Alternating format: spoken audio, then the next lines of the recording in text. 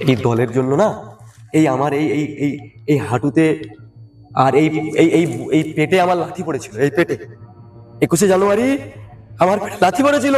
বাইনানের এখন কি পরিস্থিতি আমি নিজে বলেছিলাম, আজকে অন ক্যামেরা বলছি। এই বাইনানে আজকে বাম আর সিপিএম, ওই কংগ্রেস আর সিপিএম কোথায় কোনটা করে দিয়েছে, আইএসএফকে কেন করে দিয়েছে। আমি এসে বলেছিলাম এই জোট করিস না এদের সঙ্গে। আমি যদি পাক্কা নওশাদ অন্ধ বিরোধী হতাম তাহলে আজকে পোস্ট করতাম না যে নওশাদের পুরাতন ভিডিও এনে আজকে যেগুলো করা হচ্ছে এগুলো অন্যায় করা হচ্ছে। তোহার অন্ধ ভক্ত না আর অন্ধ বিরোধী না তোহা সিদ্দিকী। আমাদের দল করলে যে পেট চলবে বা আমরা ধান্দাবাজি, কিসে ধান্দাবাজি করতে এসেছি ভাই? আল্লাহর শুকরিয়া, আমি কান ধরে বলছি, আমি যে সরকারি চাকরিটা করি আমার মোটা বেতন, আমি কেন ধান্দাবাজি করবো? আমার কি আছে? আমার পদ কিসের পদ? আমি একজন ভারতের নাগরিক এবং প্রাক্তন আইএসএফ এর একজন কর্মী হিসাবে বলছি। তাহলে আইএসএফ কে তো ওখানে ব্যবহার করে নেওয়া হয়েছে। কারা ব্যবহার করেছে? ওই সমস্ত নেতৃত্ব যারা আজকে কলিমুল্লার নামে ভিডিও বানাচ্ছে। তো তারা কই তাদের দুর্বলতা প্রকাশ করুক না। দু চারটে চ্যাংড়া ফচকে ছেলেকে ধরে এনে যারা জাতীয় পতাকা কখন তুলতে হয় কখন নামাতে হয় এই জ্ঞানটা যাদের নেই, তাদেরকে দিয়ে সমাজ পরিবর্তন হবে না। আজকে দেখুন, আমি বলেছি নওশাদ ভাই যে শুভেন্দুকে নিয়ে আর আপনার ওই শফিকুলকে নিয়ে আরামবাগ টিভি নিয়ে যে প্রশংসার পুরাতন ভিডিও ছিল, ওটা নিয়ে বিরাট চলছে। আমি আজকেও পোস্ট করেছি আমার অ্যাকাউন্টে, দেখুন। আমি যদি পাক্কা নওশাদ অন্ধ বিরোধী হতাম তাহলে আজকে পোস্ট করতাম না যে নওশাদের পুরাতন ভিডিও এনে আজকে যেগুলো করা হচ্ছে এগুলো অন্যায় করা হচ্ছে। আমি ভাই তোহার অন্ধ ভক্ত না আর অন্ধ বিরোধী না তোহা সিদ্দিকীর। কারণ আমি জানি ফুরফুরায় ছোটবেলা থেকে মানুষ হয়েছি, তোহা সিদ্দিকী আর ওর ভাইপো মানে দুজন চাচা ভাইপো যে কি মিল সেটা আমাদের মতো ভক্ত জানে না। তোহা হুজুরের ভক্তও জানে না, নওশাদ ভক্তও জানে না। ওরা চাচা ভাইপো ঠিক মিলে আছে, আমরা নিজেরা মারামারি করছি। আমি বলছি যদি সৌজন্যের রাজনীতি করি, সমাজ পরিবর্তনের যদি রাজনীতি করি, নিজেদের মধ্যে কোলাকুলিটা বন্ধ করে প্রকৃত মানুষের সেবা কি করে হবে, দেশের সেবা কি হবে, সেটা আমাদের করণীয় হবে। কলিমুল্লাহ দল ছেড়ে দিয়েছে বলে তার নামে ভিডিও বানিয়ে তাকে এক্সপোজ করব, এতে আমি মনে করছিলাম যে না কিছু বলবো না। যখন আমাকে ব্যক্তি আক্রমণ করা যায়, আমি আপনাকে বারে এই চ্যানেলকে বারে যোগাযোগ করার চেষ্টা করেছি। যাই হোক, আপনার সাথে ফুরফুরায় দেখা হয়ে গেছে। আমি আপনাকে ব্যক্তিগত ধন্যবাদ জানাই যে আপনি আমার সাক্ষাৎকার নিয়েছেন, মানুষ জানুক।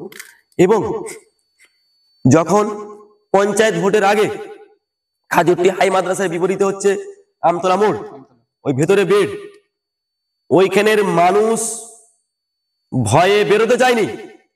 বাগনান থানা থেকে গাড়ি চলে এসছে, আমাদের মিটিং হবে আইএসএফ, বাউরিয়ার রাজীব আলী লস্কর সে এসছে, তাকে ডাকিয়ে এনেছি।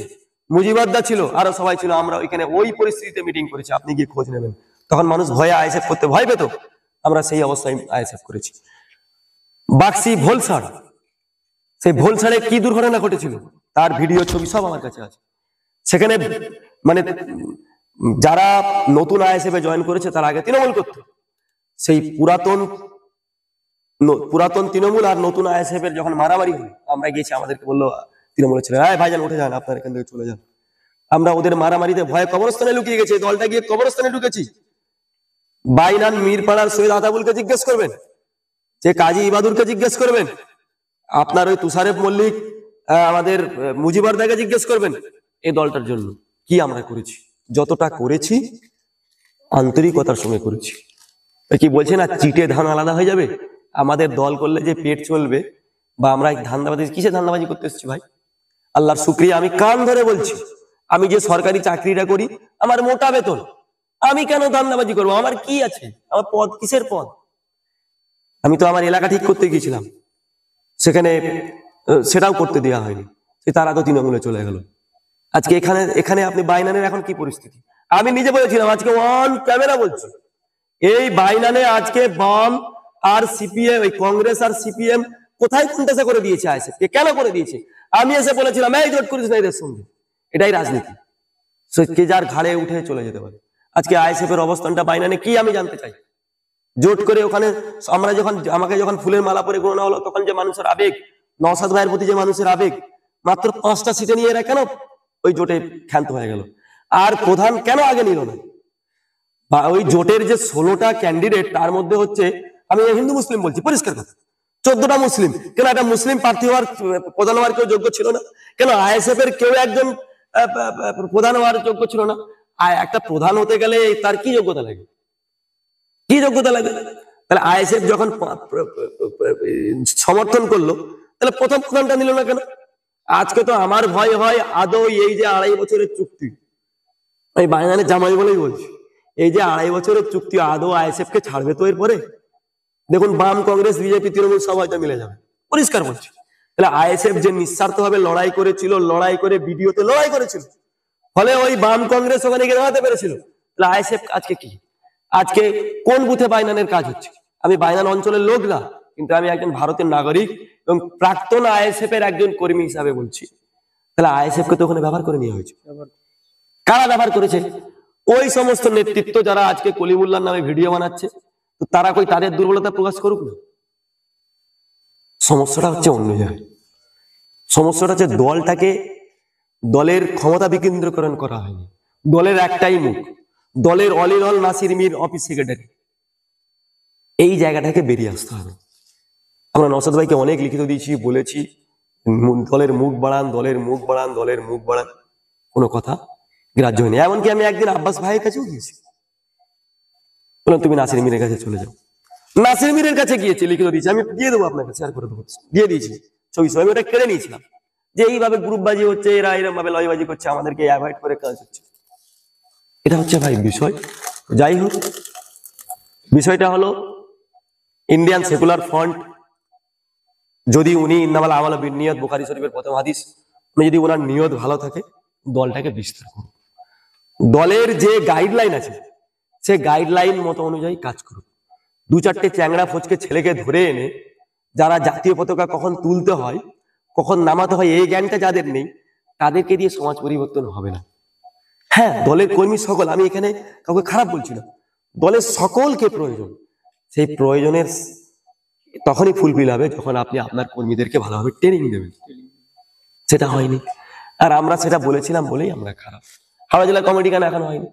আপনি আমাকে ভাই বলতে পারেন তো তুমি তো কলিমুল্লাহ দল থেকে ছড়ে চলে গেছো। হ্যাঁ, আমি ছড়ে চলে গেছি, কিন্তু যেহেতু এই দলের জন্য না, এই আমার এই এই এই এই হাঁটুতে আর এই এই এই এই পেটে আমার লাথি পড়েছিল। এই পেটে 21শে জানুয়ারি আমার পেটে লাথি পড়েছিল, পুলিশের বুট আমাকে লাথি পড়ছিল অশ্লীল ভাষায় গালাগালি করে। আমার সেই ফোনটা, আগের ফোনটা, যে ফোনে এখনো চিট আছে, ওই ফোনে এখনো অনেক ফটো আছে। আমি মাদ্রাসা থেকে ফেরার পথে লোক বাড়ি যায়, পরিবারের কাছে যাই, আমি বাইনানে হোল্ড করেছি, যারা আমার নামে ভিডিও বানিয়েছে তাদেরকে নিয়ে ওই মুজিবরদা হাওয়ালের কাপড় দোকানদার, তার স্ত্রী 2টো বক্স করেছিল সাদা, ওই সাদা তার স্ত্রী প্রথমে 2 টাকা দিয়ে ওই বক্স নিয়ে আমরা ওই গোটা হাবাল বলুন, বাইনার গ্যারেজ বলুন, বড়ফল বলুন, আমরা টাকা তুলেছি দলের ফান্ড মজবুত করার জন্য। লোক তো বাড়ি যায় চাকরি করে, লোক কলিমুল্লাহ সেখানে বাড়ি না গিয়ে করেছি। তা আজকে বদনাম করে কিছু লাভ নেই, আমাদের বদনাম করে আমরা আমাদের যে পথ নিতেই হবে, আল্লাহর রহমত। হ্যাঁ, আমার নামে অনেক অভিযোগ, আমি নাকি আইমার সঙ্গে যুক্ত। আচ্ছা, রুহুল আমিন ভাই যদি কোনো ভালো কাজ করে, আপনি কি তার অন্য বিরোধিতা করবেন? যদি ওয়াইসি ভালো কাজ করে, যদি আপনাদের এমএলএ সুকান্ত ভালো কাজ করে, আপনি তার বিরোধী করবেন? সে আমাদের জনপ্রতিনিধি। কার মনের মধ্যে কি কে কি পুষে রেখেছে ওটা পরের কথা, কিন্তু আমি যেহেতু সৌজন্য রাজনীতি করছি, যদি এখানে আপনার কেউ ভালো কাজ করে, আমি কোথায় তৃণমূল, কবে তৃণমূল করলাম? আমার আব্বা হায়াতে জিন্দেগিতে যখন বেঁচে ছিলেন, পঞ্চায়েত ভোটের সময়, এই গত পঞ্চায়েত ভোটের সময়, কোন একটা বিশেষ মানে তৃণমূলের দলের নেতা কর্মীরা আমার বাইরে ঢুকে গেল, গিয়ে হাজি সাহেব তৃণমূলকে ভোট দিতে হবে। আমার আব্বা বলছে দূর হয়ে যাও, ওপেন ওন ক্যামেরা বলছি, আব্বা আজকে খবরে যদি মিথ্যে কথা বলি আব্বা আজাব পাবে। আব্বা বললো আমার ছেলেদেরকে জেল খেটে দিয়ে আমার কাছে ভোট চাইতে এসছে, আমরা সেই পরিবারের ছেলে, আমরা তৃণমূলে জয়েন করবো, আমরা তৃণমূল করবো কি? আমাদের তৃণমূল করলে আমরা টাকা পাবো, তোয়াশের দিকে করলে আমরা টাকা পাবো? কোথায় আইমা করলাম ভাই, কোথায় তৃণমূল করলাম ভাই, কোথায় বাম কংগ্রেস করেছি? হ্যাঁ, মিম করেছি, মিম করে কোথায় গিয়েছিলাম, কাদের জন্য গিয়েছিলাম? এই হচ্ছে বিষয়। যাই হোক, আমি তারপরেও বলবো যে দলটা দলের মতো করা হোক। কেন্দ্রীয় অফিসকে বলবো যে আপনার যেখানে নেতৃত্বরা কোথায় কি করছে, আপনার রিভিউ মিটিং করেন। শুধু খালি ফুরপুরায় ডাকছেন, ফুরপুরায় ডাকছেন, ফুরপুরায় ডাকছেন। হাওড়া জেলায় কেন আপনাদের কমিটি নেই? আপনার কর্মীরা কোথায় কি করছে, কার দোকানে গিয়ে লাথি মারছে, এইসব আপনাদের তো খোঁজ রাখা দরকার। আমি এরকম বহু অভিযোগ করেছি, আমার এই ফেসবুক খুললে নওশাদ ভাইকে মেসেঞ্জারে লিখিত সব আছে যে এরা এরকম এভাবে দুর্নীতির সঙ্গে যুক্ত, কোনো ব্যবস্থা হয়নি। যাই হোক, তারপরেই বলবো রাজনীতিতে কর্মীরা বিক্ষিপ্ত হবে, বিশৃঙ্খল হবে, দুর্নীতি করবে, মানে সব 5টা আঙুল সমান নয়, এটা হওয়াটা স্বাভাবিক। আমি বলবো ভুল ত্রুটির উপরেই মানুষ ভুল ত্রুটি নিয়েই চলে। নতুন 4-5 বছরের দলটা ভালোভাবে এগিয়ে চলুক। সামনেবারে নওশাদ ভাই যেমন লড়াই করছে বঞ্চিত শোষিত সমাজের জন্য, তার কাছে আমার একটাই প্রশ্ন, আপনি দলের মুখ বাড়ান।